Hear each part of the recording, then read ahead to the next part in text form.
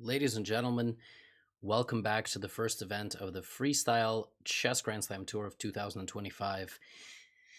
Today, we begin the semifinals, and I've been live on the show for a few hours today. Also, I'm recording with my laptop webcam because my camera, I have no idea how, died. Like the battery is zero. Last time I looked at this camera, it was charging and it had 60% battery, so I don't know. Maybe somebody snuck into my hotel room and turned it on and let the battery run out. I'm beside myself. I've got no idea. So hopefully this camera holds up.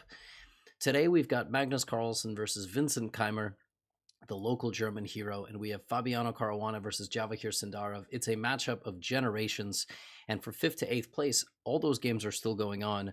We've got Hikaru versus Gukesh, which is an epic matchup, and we've got Nojibek Abdusattorov versus Alireza Firouzja. Today's game was very fascinating. Today's opening was very fascinating, and the players actually discussed a lot in the confession booth, which is where they go during the games to give some insights privately, of course. And this was the position with pieces shuffled all over the place. White can actually long castle on the first move, which is kind of crazy.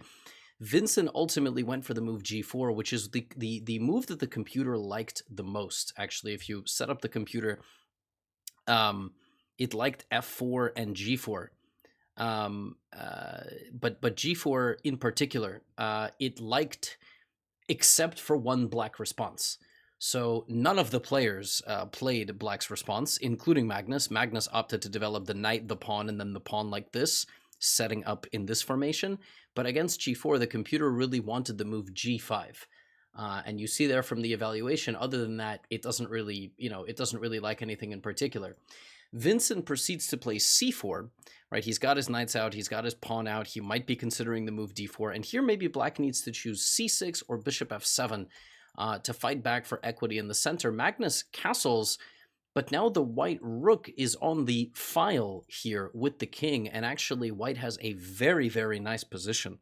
White's got attacking possibilities, and what's kind of fascinating here is you have the queen and the rook lined up against this white king, but the move d4 is actually the best move. And the point is that if black were to play the move d5, white has ideas to swarm with the knight and the light-squared bishop, and the black king is just stranded in the center of the board, surrounded by these pieces. Magnus in the confession booth said he thought that this was one of the most dangerous positions for black that they have had in the entire tournament. Fabiano said this is one of the more interesting positions that they've had throughout the entire tournament. So Fabiano was a little bit less, let's say, pessimistic. He kind of was open to the position, just being interesting, whereas it was Magnus who was saying that the position actually could be quite dangerous. And I am a bit thirsty, and I'm out of water, so I will be drinking Coke Zero. Anyway, d4 played. Magnus here takes a cagey approach. He puts his knight on b6, which is, again, given a question mark, but again, the game review is a little bit all over the place. And now we have d5 and d6. And at this point, it felt like, just visually, to me, from this point in the middle game, that white is doing very well, because white can play e4, f3, develop the bishop, and just start an attack. And I really loved this. Like I said during the commentary here that if this game was played between two amateurs, like 2000 and below, I think white wins 80% of the games, because white has a space advantage and a very natural progression of the position. At this level, however, Magnus was saying he thought the worst was over, and he was actually very happy with how things were going.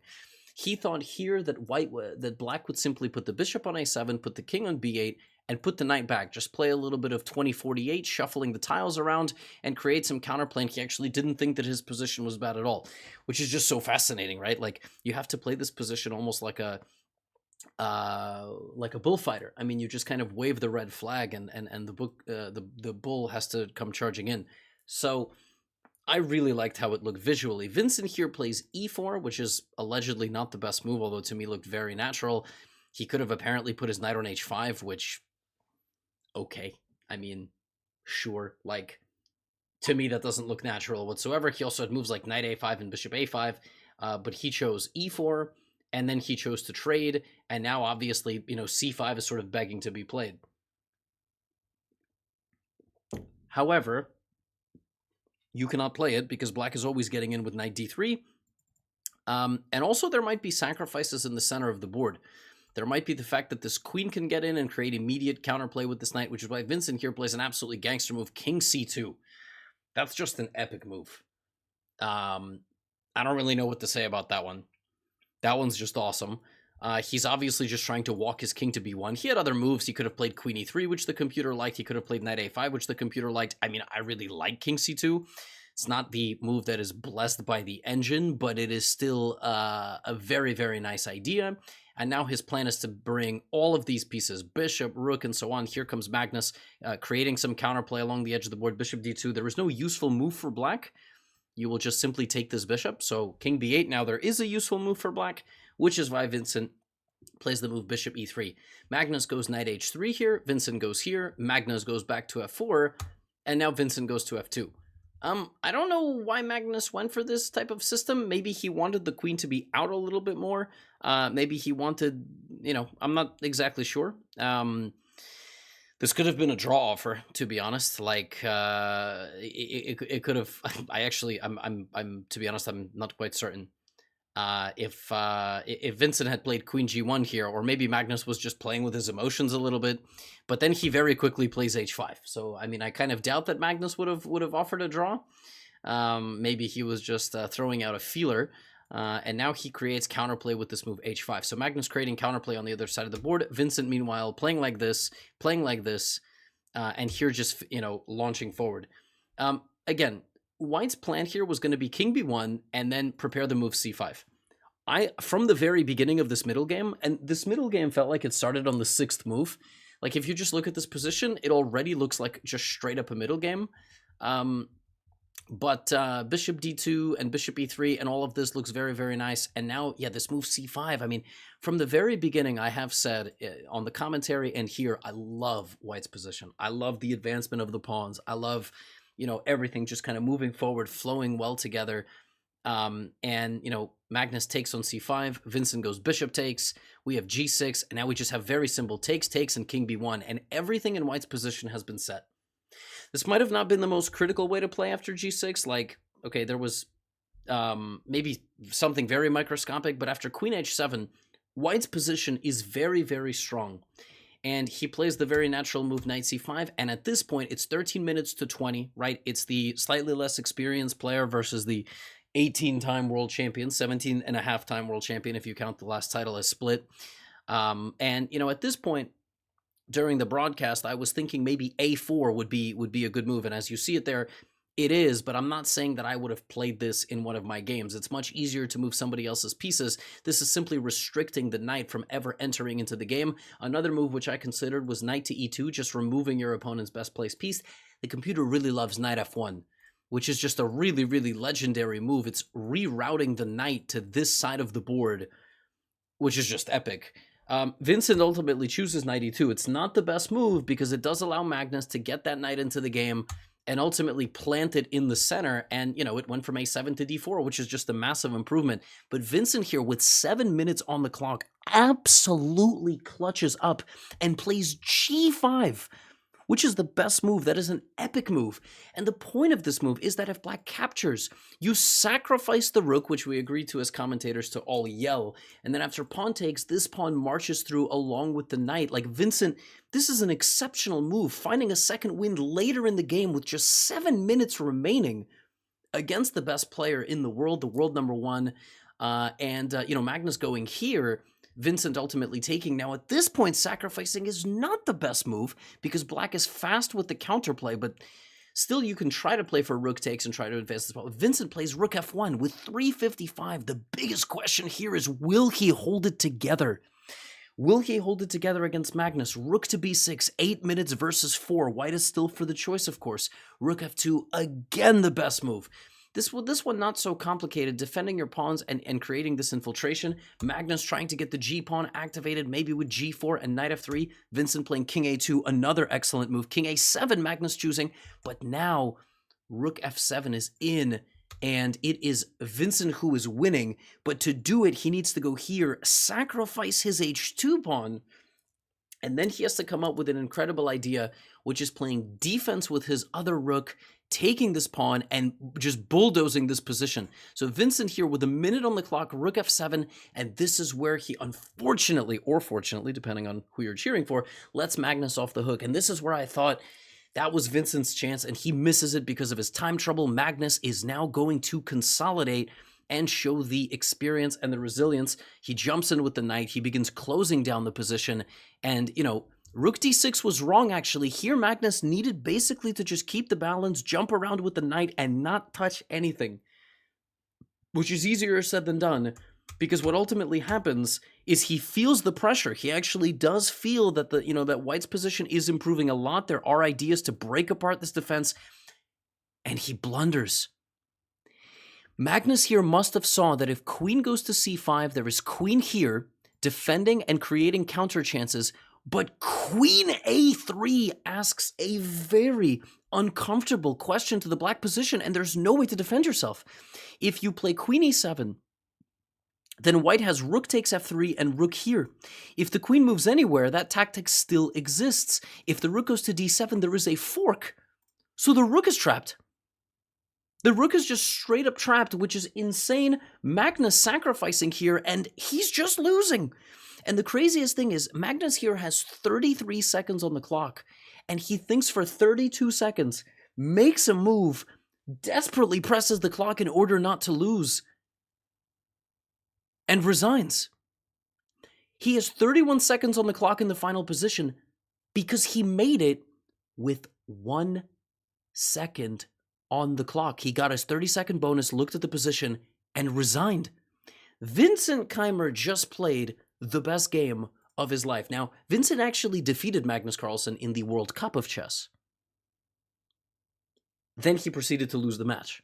So he beat him in the first game, but I gotta tell you, Vincent played this game unbelievably well. He was critical of a few decisions he made. He felt like his position was very, very good, and then he let Magnus off the hook. That is actually a correct assessment, but I have to tell you, overall, this was an unbelievable game. I mean, there was hydraulic press level pressure. I mean, if you told me that these two played each other and the colors were reversed, I would believe you, because except for the time management, Magnus would not have had 1 minute to 15. That's a uniquely Vincent thing, but an insane game from Vincent, putting Magnus in a must-win situation tomorrow. So he could be very, very happy, and the German fans can be very, very happy. Now, this game between Hikaru and Gukesh started quite similar on the first move, but then went totally off the wire, off the rail, not off the wire. I don't even know what that means. Gukesh brought out his rook, and Hikaru immediately pushed it backwards and played this fascinating move f5, just taking space away from Gukesh, who quickly needed to generate counterplay, and he did so. I really hated Black's position from the opening in this game.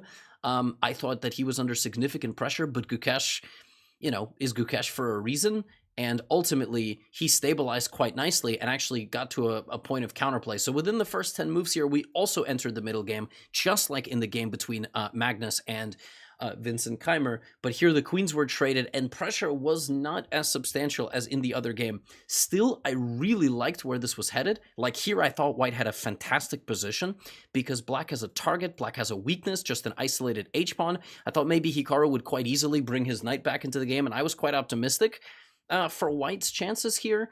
Ultimately, Hikaru did do that. I mean, he marched into the position, but Gukesh was just so sharp. He gave up a pawn. He let that pawn sit next to his king, marinate a little bit. It's not really something that most people would be comfortable doing. And then he just stabilized on the dark squares and got that pawn. And once he got that pawn, Hikaru's chances to put up a big advantage were sort of gone. And then just excellent defending here. Knight g8 going to the back rank and just moving his king. Like in the middle of all of this, bringing his king out of the center. d4, a well-timed move. And Gukesh jumping in with the knight, trading down, and entering a position where his pawn structure is quite bad.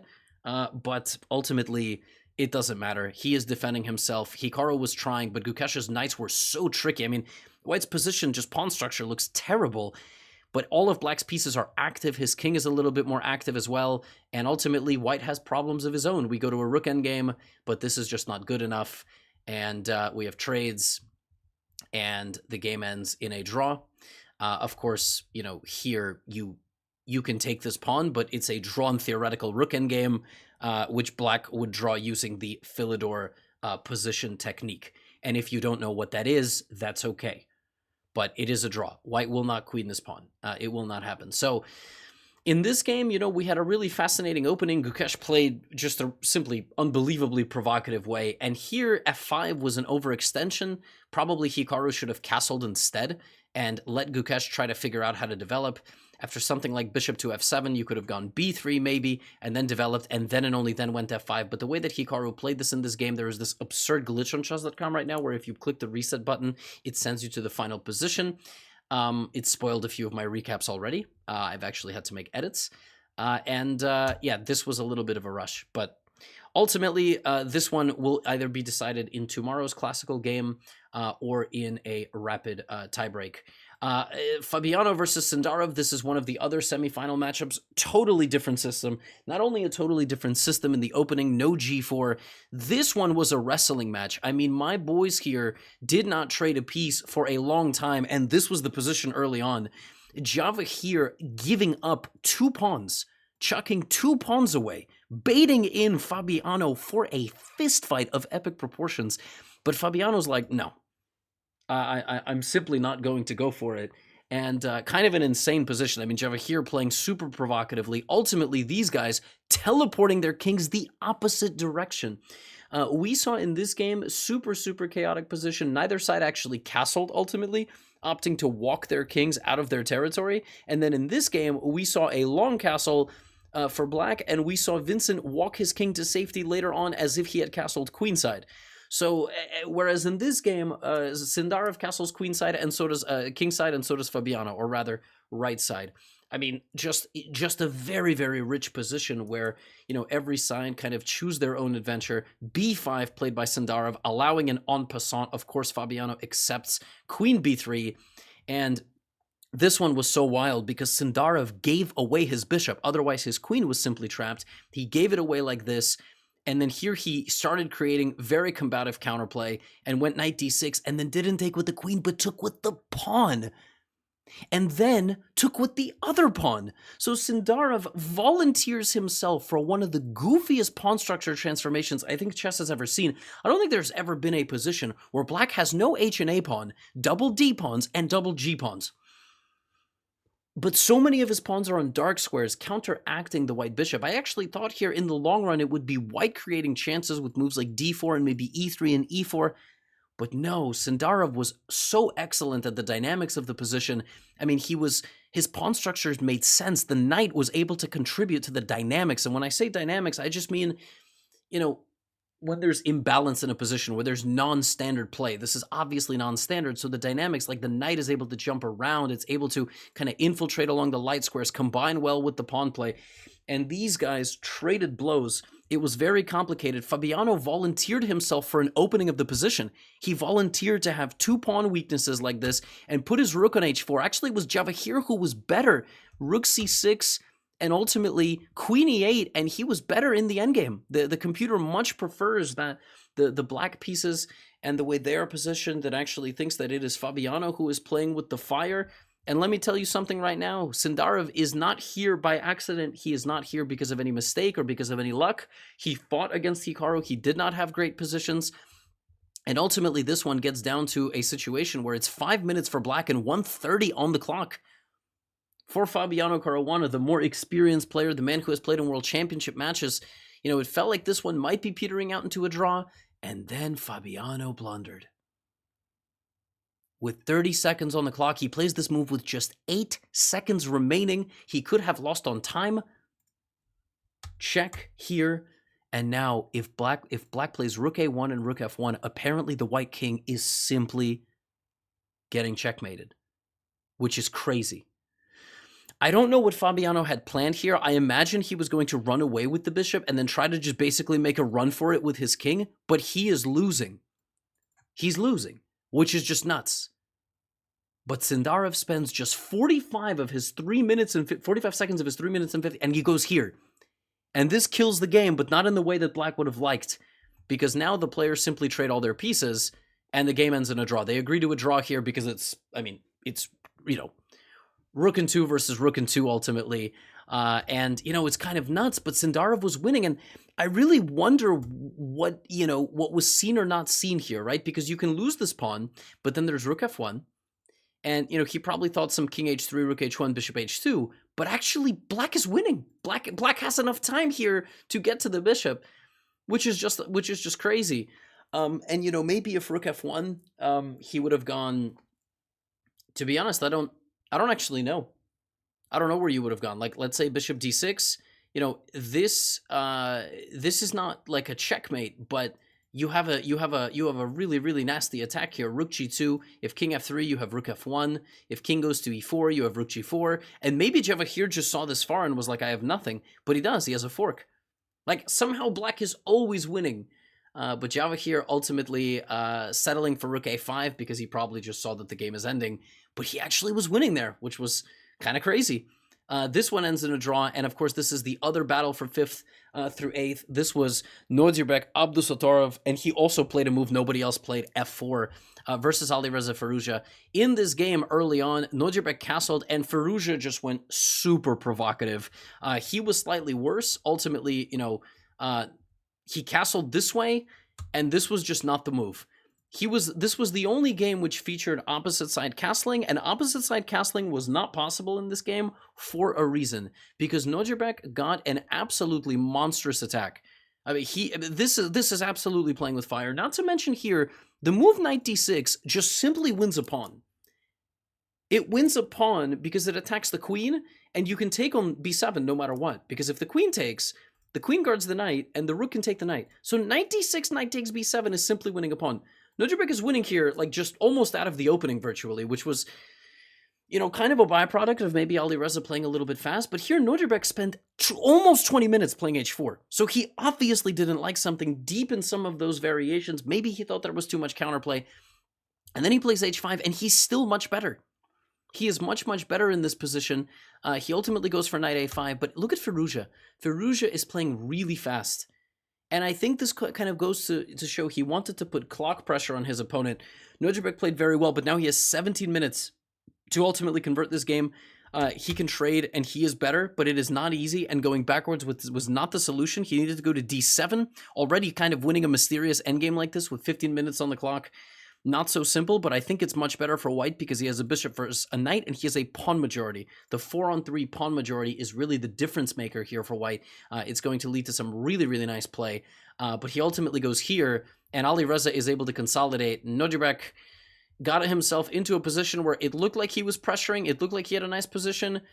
But as the game progressed, Alireza was sharp, he was good, and he had 16 minutes versus 1.